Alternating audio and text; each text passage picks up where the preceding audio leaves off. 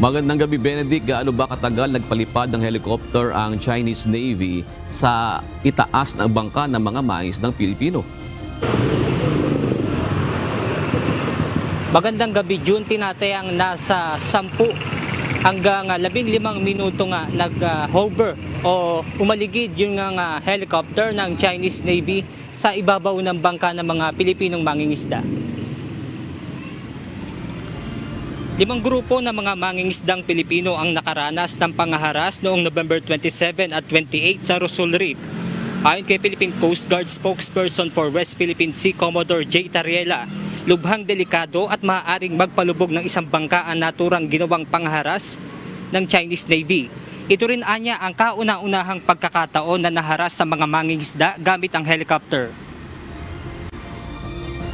As far as the Coast Guard is concerned, this is the first time we saw a PLA Navy helicopter harassing Filipino fishermen with such low altitude, 15 to 18 feet. Para sa akin, ang pinaka-dangerous na harassment na ganyan is that it might, alam mo yun, masira yung light material structure ng boat. It might also capsize dahil sa pag-push ng hangin ng chopper. So those are possibilities that would, definitely result to capsizing of those indigenous fishing boats. Ayon pa kay Commodore Tariela, hindi rin tumulong ang Chinese Coast Guard sa pagsagip sa mga Pilipino matapos namang lumubog ang bangka dahil sa naranasang sama ng panahon noon namang November 30. Again, I don't know how they want to play this script, no?